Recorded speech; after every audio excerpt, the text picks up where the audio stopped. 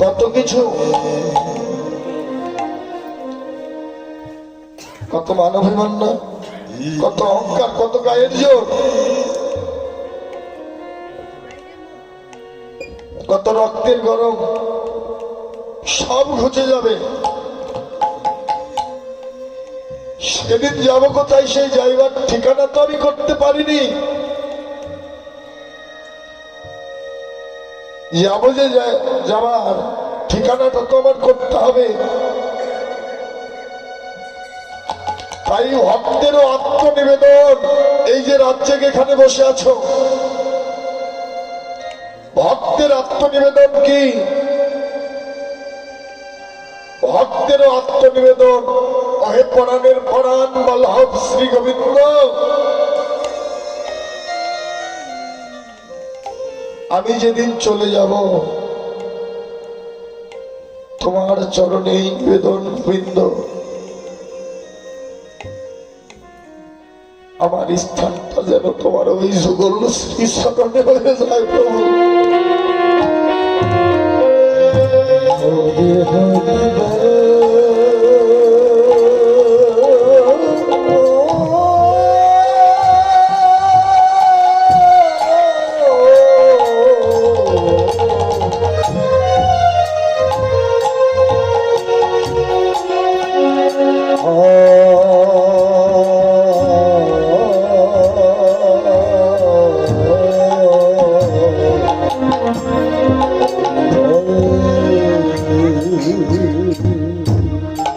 আমার স্থানটা যেন তোমার ওই যুগল চরণে হয় গো।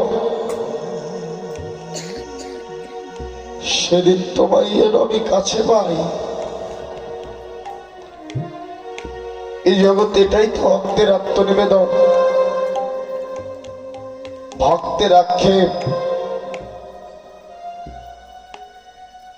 আর এখন যে লীলাটির স্মরণের বিষয়বস্তু, সর্বলীলার মুকুটমণি,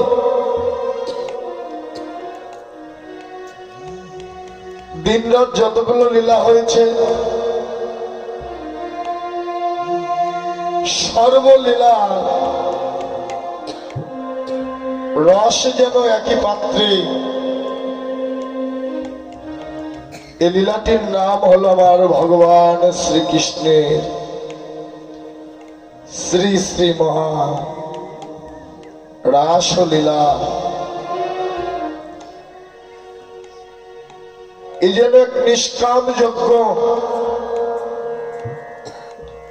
রাস কাহাকে বলে? রস বরিশার আকার ধরে হয়েছে রাস।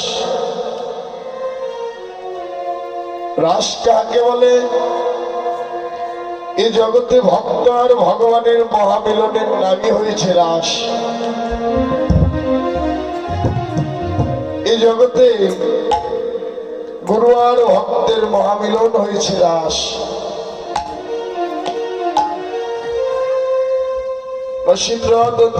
রস আকার দিলে হয় রাস। তাই শাস্ত্রে বললে এই জগতে ভক্ত আর ভগবানের ভালোবাসা যদি গাঢ় হয়ে যায়, ভক্ত আর ভগবানের ভালোবাসা গাঢ় হতে হতে ভক্ত আর ভগবানের যখন মিলন হয়ে যায় গো, মিলনের নামই হলো আকাশ। সে হলো সাক্ষাৎই যেন যোগমায়া, যে মিলন ঘটাতে পারে। সে আকারটি হলো যেন রাস। আকার বাদ দিলে থাকে রস। এই যে ভগবান শ্রীকৃষ্ণের রাসলীলা শ্রবণ করতে এসেছি। মা বাবা, এই জগতে রাশি যাবার অধিকার তারিত হয়। এই রাসলীলায় নাই কোনো কামের গন্ধ, যেন নিষ্কাম যজ্ঞ।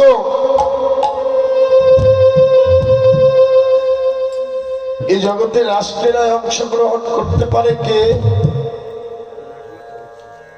হরিবল। কে অংশগ্রহণ করতে পারে? তাই আমার বৈষ্ণব কবি জানালেন, এই দেহে রস না থাকলে রাসে যাওয়া যায় না। এই দেহে রস না থাকলে যেন রাসে যাওয়া যায় না।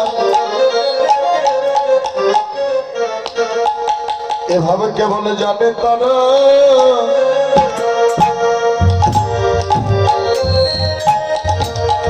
ওরে বুঝে তারা। হরিবল হরিবল।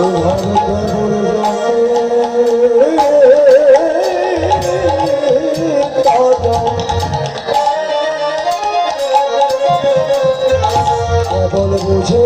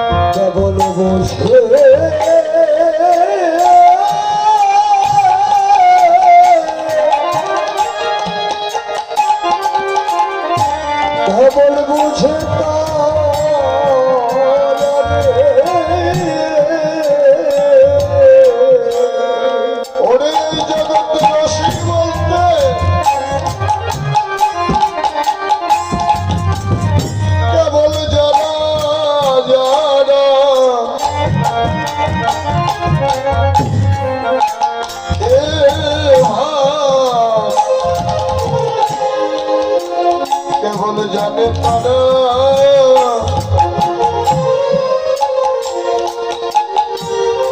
ওরে বুঝে তারা।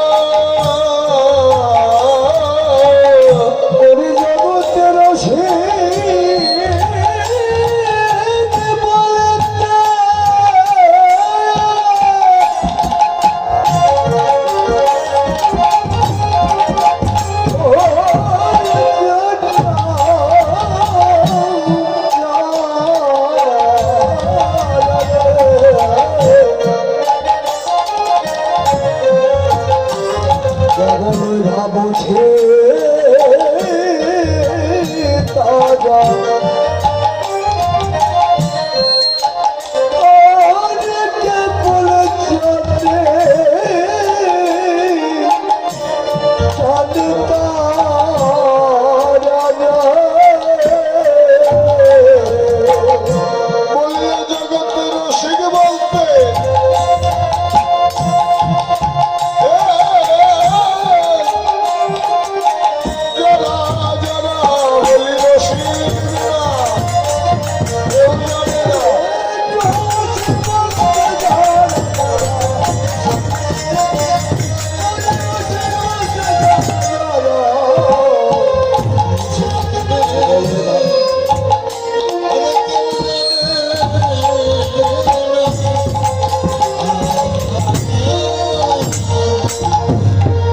এই জগতে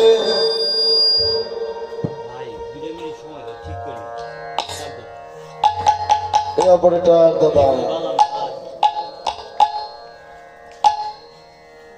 কি হয়েছে তোর সমস্যা কি?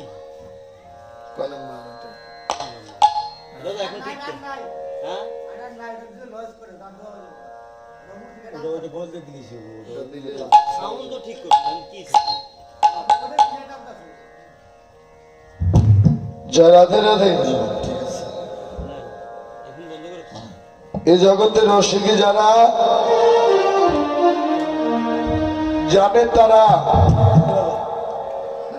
এই জগতের রসিক বিনা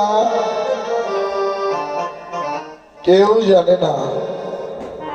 তাই যাওয়ার গৌরে সুন্দর আজি যেন সুরধনী গঙ্গার তীরে বিভার হয়ে হেমদণ্ড বাহু তুলে দাঁড়ালে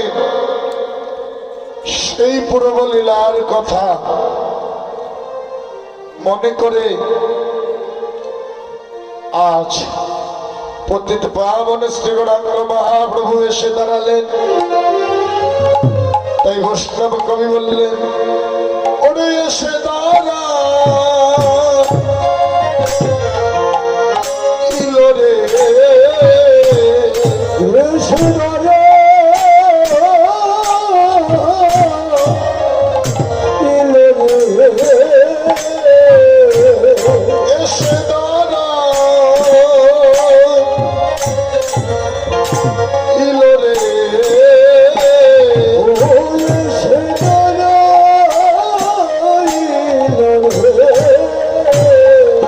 যেন হেমদণ্ড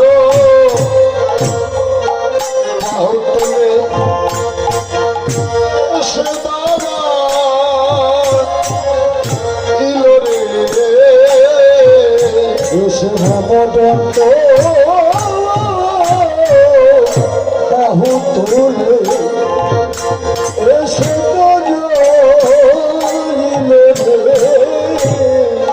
হেমদণ্ড বাহু তুলে বল হরি বল হরি বলে হেমদণ্ড বাহু তুলে হেমদণ্ড বাহু তুলে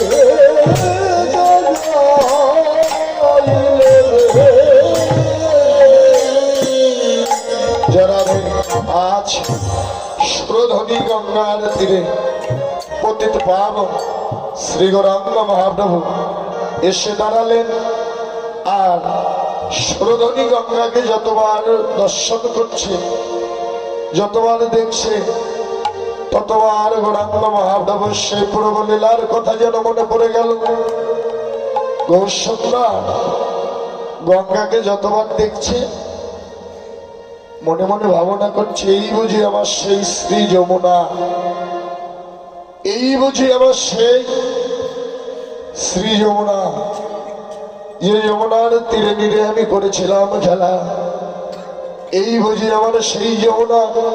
গঙ্গাকে যতবার দেখে আর গৌরসুন্দর মনে মনে ভাবনা করে, এই বুঝি আমার সেই যমুনা। ও যমুনা,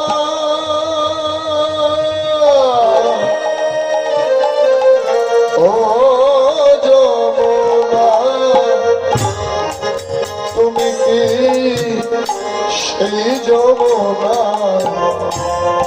প্রবাহিনী যমুনা, হরিবল হরিবল যমুনা,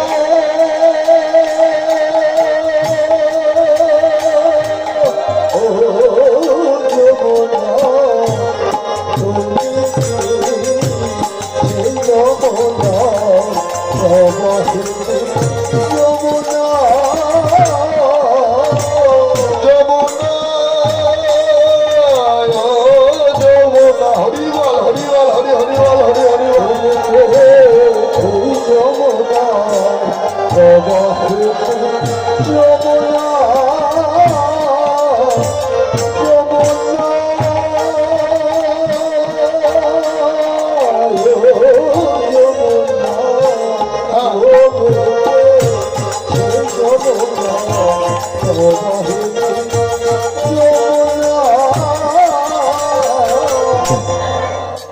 যার বিশাল পথে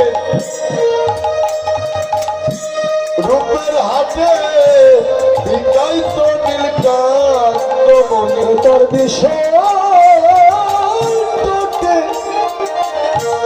রূপের হাতে বিকাই তো নীলকান্ত মনি, যমুনায় এই তীরে তুই সেই যমুনা, প্রবাহিনী যমুনা,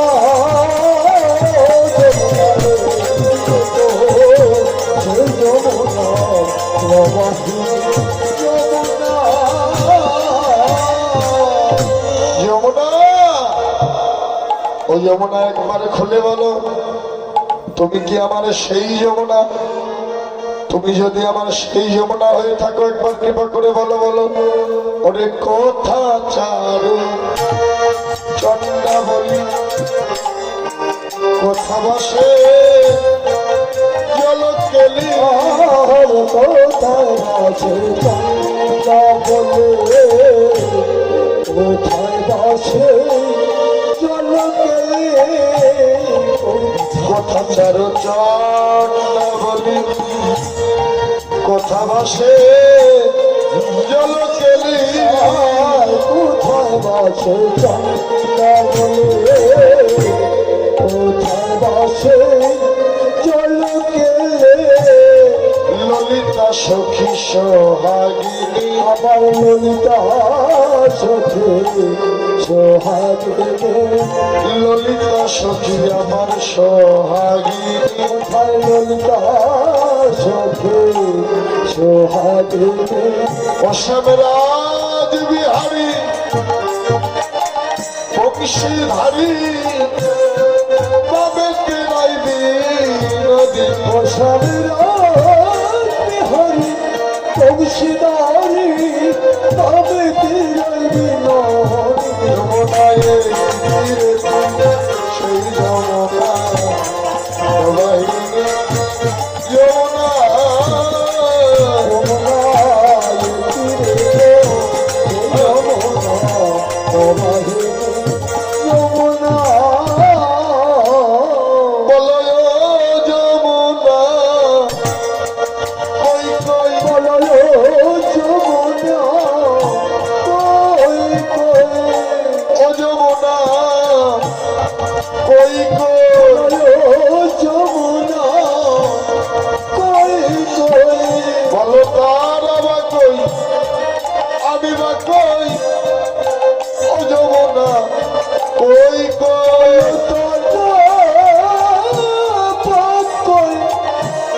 আমি বাদ যমুনা কই কই, যমুনায় তীরে সেই যমুনা প্রবাহিনী, যমুনা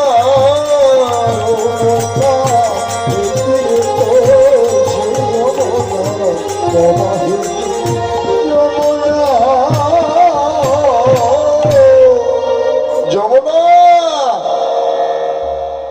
ও যমুনা, এই কি রে তুই সেই যমুনা?